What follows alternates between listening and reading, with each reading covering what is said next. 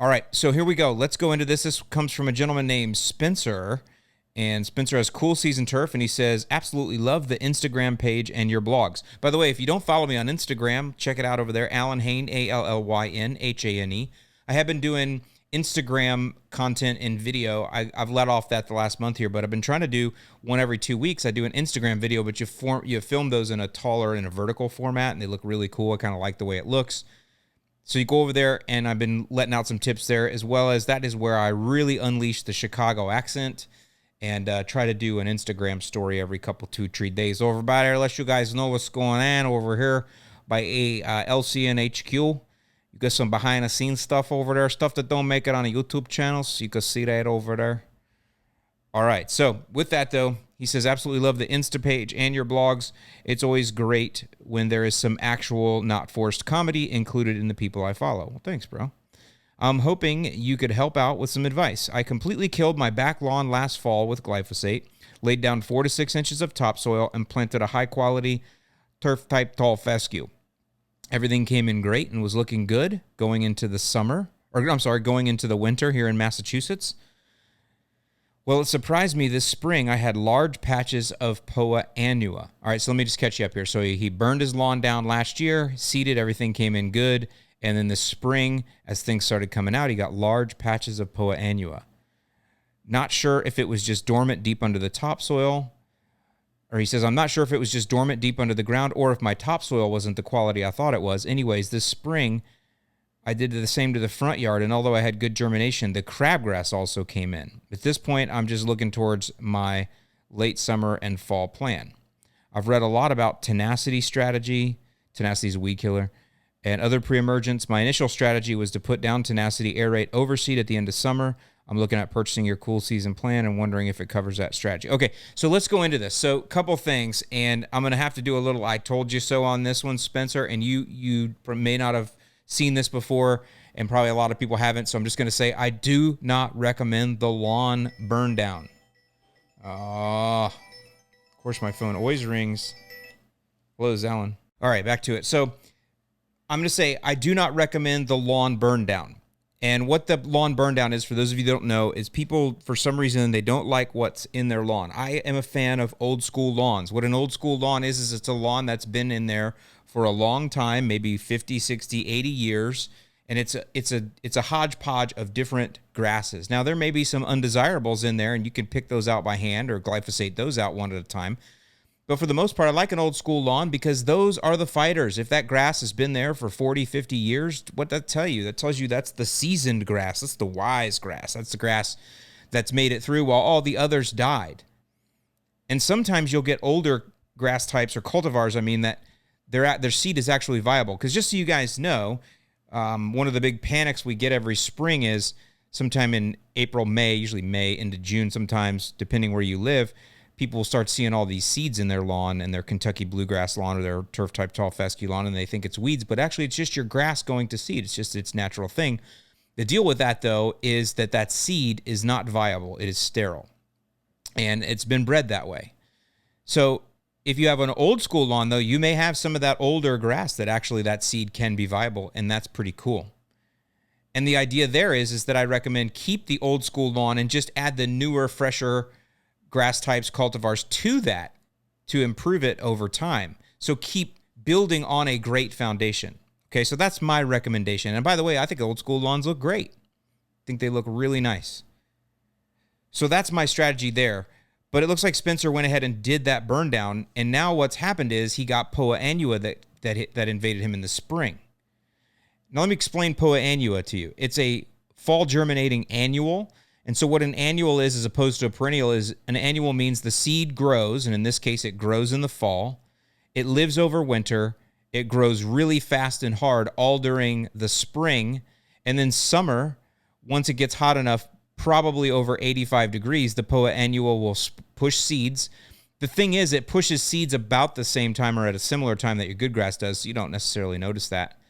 It drops those seeds, and then it dies. That's an annual. It lives the 1 year. Another annual that he talked about here is crabgrass. Crabgrass has a different cycle. It germinates in the spring. It lives fast and hard all year. It drops seeds in the fall and dies. But either way, it's an annual. So let's go back to the Poa Annua. So He burned his lawn down, brought in a ton of topsoil, seeded. The seed came in good, but also what came in along with it is Poa Annua. So there's two choices or two ways that the Poa Annua could have gotten in, and he's already identified that. It could be that he opened things up and that it was already laying dormant in the lawn, and I think that could be a possibility, especially if it's an older lawn. You guys got to realize that a good turf stand, even a thin turf stand, is your best defense against a lot of weeds because it crowds them out. It blots out the sun. It takes moisture. And those seeds can be buried deep and they can lay dormant for a long time. But when you open things up, when you burn things up and you allow the sun to get deeper and the heat to get deeper and the water to get deeper and you allow more space, you can awaken those aliens. It reminds me of a story. And when I was in basic training in Lackland Air Force Base in the fall of 1993, we all had to get our head shaved. It's one of those things they do when you enter the military. And it's kind of interesting because none of us had ever seen our heads bare. You're an 18-year-old kid. I was 20. No, I was 19 when I went in. And, you're 19 years old. You've never seen your head bare before.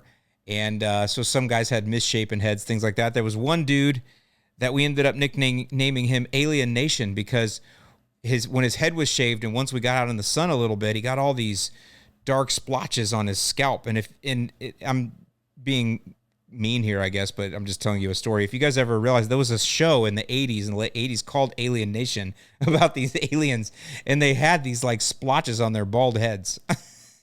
So this dude's nickname was Alien Nation. It awakened the alien on his head, shaving his head. And I guess that just reminded me of that because when you burn your grass down and get rid of it, who knows what you're waking up under there that should probably be left covered up, right? Now, he also brought in topsoil, though, and that could have been also what it was. Bringing in topsoil, you have to realize you're taking a chance that whatever comes in with that. I mean, I know everybody think, oh, yeah, I'm going to add organic topsoil to my lawn, but there's a lot of stuff that could be in there, right? You don't know who's been tending that. They don't, somebody that may be selling you topsoil didn't think this is going in a lawn. They might be selling it for all kind of reasons, and they don't care if there's seeds in it, right? So you just don't know. It's kind of like taking performance-enhancing drugs. Are you going to let Jose Canseco inject you from his dirty gene bag? You know what I mean? You don't know what he's putting in you. You want to, if you're going to take a performance-enhancing drug, you want to get that from a reputable doctor. And I kind of see that topsoil. Are you getting that Jose Canseco topsoil? Probably not the best analogy there, but you get what I'm saying. So you always have to be careful what you bring into your lawn, what you introduce into your lawn, just like you want to be careful what you introduce into your body because you never know what the long-term effects of that could be. So wherever the Poa Annua came from, those are two warnings that you don't want to wake up sleeping aliens and you also don't want to bring in foreign substances if you can help it.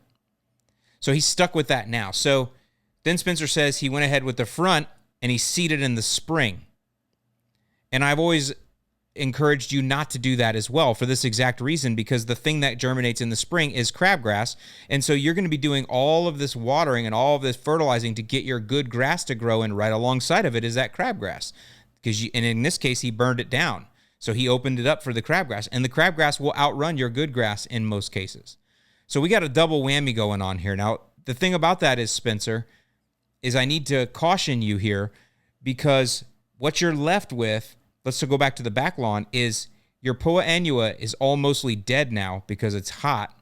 And so what you're left with is all the seeds that it dropped. So if you go into the fall and you plan to aerate and overseed now in the fall, you're going to have really nothing to help you against that Poa Annua, because people do talk a lot about tenacity as a pre-emergent, and it is an excellent pre-emergent at the time of seeding, but it's best used in spring because it works well against crabgrass. But if you read the label on tenacity as a pre-emergent, it's pre-emergent properties. And by the way, tenacity is not a pre-emergent. It has pre-emergent properties. It's a post-emergent weed control that can be used in specific situations, i.e. spring seeding, as a pre-emergent, and it has pre-emergent properties. But it's not a pre-emergent like prodiamine, and it shouldn't be used that way.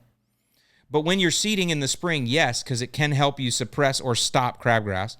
But if you read the label, it only has mild suppression on annual bluegrass. So what I'm telling you is it is not a good solution to, if you have a really bad Poa Annua problem and you think you have a lot of seeds dropped, which I bet you do here, tenacity as a pre-emergent along with your seeding is just going to only slow down the problem slightly as a percentage, but it's not going to cure it. And I recommend you need to nip this in the bud now.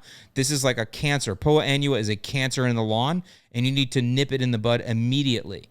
You need to quit it right now. So I'm going to take you back, and I'm going to say for your back lawn, what I recommend here, Spencer, is we have to hope above all hope that some of that grass that you did plant in the fall is still alive. And I'm going to assume it is. And if it is, we need to nurse that along. And what you need to do is when you get into the fall, as your soil temps are falling to 70 degrees, and if you want to know down to the sidewalk level, when your soil temps are falling to 70 degrees, you can get our free app at yardmastery.com/app, or just search Yard Mastery app in the stores. It's a free app. We put this out for you, and it gives you real-time soil temps, 24-hour average soil temps for your address. Now, you don't have to put your address in there, but you can. If you put your exact address in there, we'll give you the soil temp down to the very, street that you live on. If you just put in your city, we'll give you an average for your city. But either way, you'll get the soil temp. So and that's on our app. So as you get down to approaching 70 degrees, Spencer, because you had that really bad Poa annua, those seeds are in there, I recommend you apply prodiamine or dithiopyr. People keep asking when we're going to have that back in the shop. We'll have that back in the shop next week. If you haven't used up your allocation of prodiamine for the year, there is a yearly maximum on it, which I don't think you probably have, then you should go ahead and use prodiamine. It does stick in the soil a little bit better. However, if you have used your allocation of prodiamine for the year, then go ahead and use dithiopyr. It's going to work just about the same, just about as well. The other thing I do want to announce is we do have very small allocations, or it's not small allocations, but we have the WDG, water dispersible granule, coming out for prodiamine, but we have it in small quantities. Right now you can only buy 5 pounds. I've got a friend, I'll announce his name and company and all that, but he went to bat and helped me get very small quantities of WDG coming out, so you don't have to buy 5 pounds worth. But anyway, that's what you want to do, Spencer. You want to put down that pre-emergent as temperatures come to 70 degrees. Now, there's some things you get, though, as an advantage with that. Without seeding, you get to now start bombing again with nitrogen, and you can hit it hard and really work to thicken up the grass that's there, the turf that you did get grown last year. So hit it with nitrogen every 4 weeks, man. Just start nailing it. Hit it. If you have a soil test, you need phosphorus. Put some phos in there, man. Push some roots. Push some biostimulants. Just gangbusters that lawn all fall, knowing that you put a pre-emergent down, and you may want to do even a second follow-up app 6 weeks later, depending, how warm your year is there in Massachusetts. But that's what I would do, and I would nurture the grass that's there. That's really your best course of action. And you're going to need to do that for a couple years because, again, those seeds will sit dormant. So just work with the grass that you have, love the one you're with, and push that forward. Now, in the interest of being thorough and making sure that I covered the detail right here, this is Alan. I'm breaking in during the edit. I just want to say, because he had a Poa annua problem, I have recommended no seeding and no aeration in the fall. Instead, he needs to go to a pre-emergent strategy, which is prodiamine or dithiopyr, and then push the current lawn that he has. I just want to be real clear on that. No aeration and no overseeding when you know you've had a really bad Poa annua problem, and that is because Poa annua germinates in the fall, and it will germinate right alongside of the aeration and overseeding, or the overseeding that you're doing, and you'll continue to compound the problem. So when you know you've had really bad Poa annua, you go straight to fall pre-emergence, and you do that for the next several years and nurture the lawn that you have. Now let's get back and talk about his problem that he has in the front, which was a crabgrass problem. Totally different strategy. For your front lawn, you have a different situation there because you said you didn't have a Poa annua problem. Your problem is crabgrass. So I'm going to recommend that you go and you get on top of that crabgrass immediately. It's probably still fairly small. Get some quinclorac and just start hosing it. If you have tenacity, tenacity will work well on it. Some of it that gets away from you as opposed to emergent.